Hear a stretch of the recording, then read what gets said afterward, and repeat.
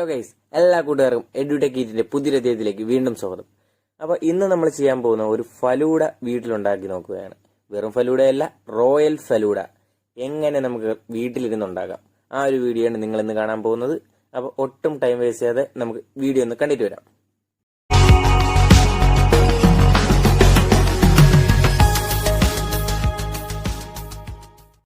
എല്ലാ കൂട്ടുകാർക്കും ഒരേ കൂടി സ്വാഗതം.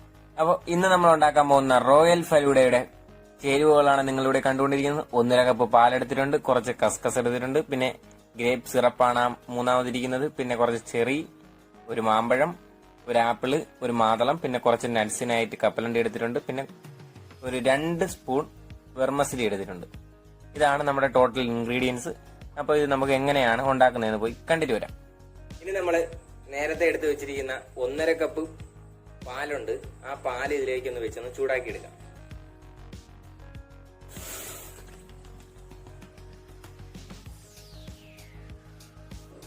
ഒരു 2 സ്പൂൺ പഞ്ചസാരയും കൂടെ ചേർത്ത് നല്ല രീതിയിലൊന്ന് മിക്സ് ചെയ്തെടുക്കാം. മധുരം എല്ലാം അവരവരുടെ ഇഷ്ടമാണ്, അതനുസരിച്ച് അവർ ചേർക്കാവുന്നതാണ്. ഞാനിവിടെ ഇപ്പൊ 2 സ്പൂൺ പഞ്ചസാര മാത്രമേ ചേർക്കുന്നുള്ളൂ. എന്നിട്ട് നല്ല രീതിയിലൊന്ന് മിക്സ് ചെയ്ത് ഒന്ന് ജസ്റ്റ് ഒന്ന് ചൂടാക്കി നമുക്ക് എടുക്കാം. അപ്പൊ നമ്മുടെ പാൽ ഏകദേശം ഒന്ന് ചൂടായി വന്നിട്ടുണ്ട്. ഇനി ഈ ഒരു ചൂടൊന്ന് കുറഞ്ഞിട്ട് ഒരു 10 മിനിറ്റ് ഒന്ന് ഫ്രിഡ്ജിൽ വെച്ച് തണുപ്പിച്ചിട്ട് എടുത്തിട്ട് വരാം. അപ്പൊ ഇത് വേറൊരു പാത്രത്തിലേക്ക് നമുക്ക് മാറ്റാം. അടുത്തതായിട്ട് 1 ഗ്ലാസ് വെള്ളം ഈ പാത്രത്തിലോട്ടൊന്ന് ചേർത്ത് കൊടുത്തിട്ട് നമ്മൾ എടുത്ത് വെച്ചിരിക്കുന്ന 2 സ്പൂൺ വെർമസലിയാണ് എടുത്തിരിക്കുന്നത്. അതൊന്ന് വേവിച്ചെടുക്കാം.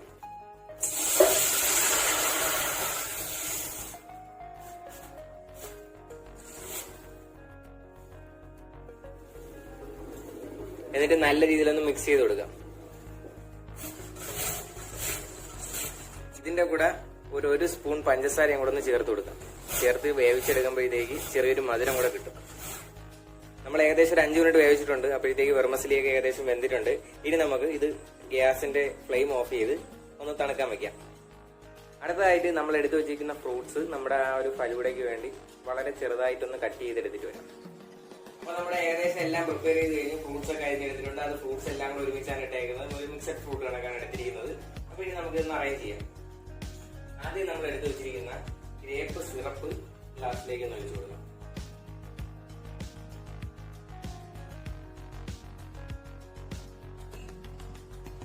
ഗ്ലാസിന്റെ എല്ലാ ഭാഗത്തൂടെ ഒഴിച്ചു കൊടുക്കുമ്പോൾ കാണാം നല്ല ഭംഗി.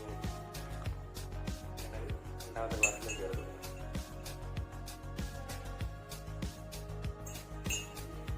2 സ്പൂൺ നമ്മൾ ചേർത്തിട്ടുണ്ട്. ഇനി അതിന്റെ മുകളിലോട്ട് നമ്മൾ വേവിച്ച് വെച്ചിരിക്കുന്ന വെർമസലി ചേർത്ത് കൊടുക്കും.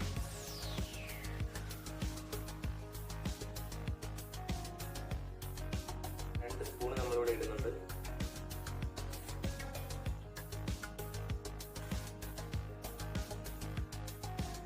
അടുത്തതായിട്ട് ഇതിന്റെ മുകളിൽ ഫ്രൂട്ട്സ് ഇട്ട് കൊടുക്കാൻ നമുക്ക്.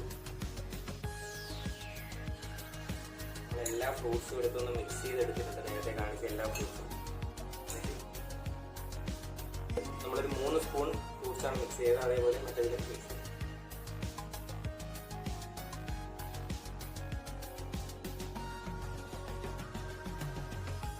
ഇതൊന്ന് മിക്സ് ചെയ്ത് കൊടുക്കാം. എന്നാലേ നമ്മളെ എല്ലാ കണ്ടന്റ് ഇതിനകത്ത് ഇരിക്കത്തുള്ളൂ. അപ്പോൾ ഇതിന് മുകളിലേക്ക് കുറച്ച് ഐസ്ക്രീം ചേർത്ത് കൊടുക്കാം.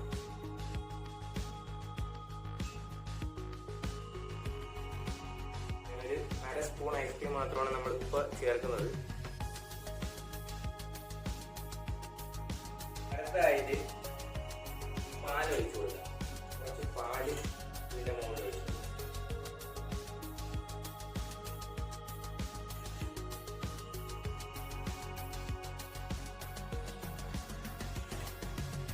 അതേപോലെ രണ്ടാമത്തേതിൽ ഒഴിച്ചു കൊടുക്കും.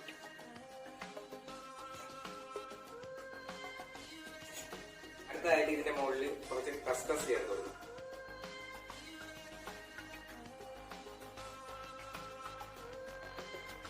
രണ്ടര സ്പൂൺ കസ്കസ് നമ്മളിവിടെ ചേർക്കുന്നുണ്ട്. അതേപോലെ രണ്ടാമത്തെ ഗ്ലാസ്സിൽ ചേർത്ത് കൊടുക്കും. ചേർത്തിട്ടുണ്ട്.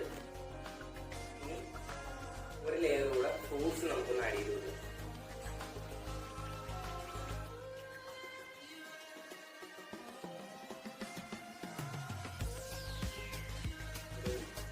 1 സ്പൂൺ ഫ്രൂട്ട്സ് നമ്മൾ ആഡ് ചെയ്തിട്ടുണ്ട്.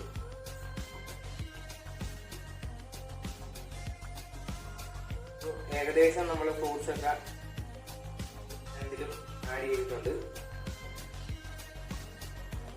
ഇനി അതിന്റെ ടോപ്പിലായിട്ട് നമുക്ക് കസ്കസ് ചേർത്ത്,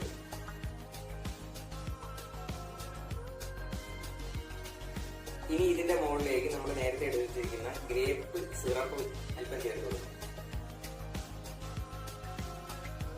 1.5 സ്പൂൺ ഗ്രേപ്പ് സിറപ്പ് നമുക്ക് അതേപോലെ രണ്ടാമത്തേക്ക്.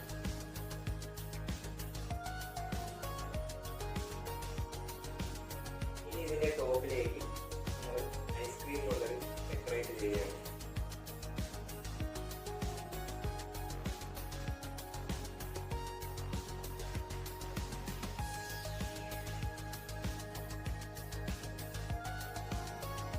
അതിന്റെ മുകളിലേക്ക് കുറച്ച് കപ്പലണ്ടി ചേർത്ത് കൊടുക്കുന്നുണ്ട്. നമ്മൾ കഴിക്കുമ്പോഴത്തേക്ക്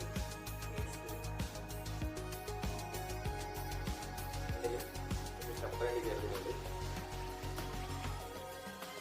ഓരോ ജെല്ലി ചെയ്ത് നമ്മൾ നേരത്തെ മാറ്റി വെച്ചിട്ടുണ്ടായിരുന്നു, അതിന്റെ മുകളിൽ ഒന്ന് ഡെക്കറേറ്റ് ചെയ്യും.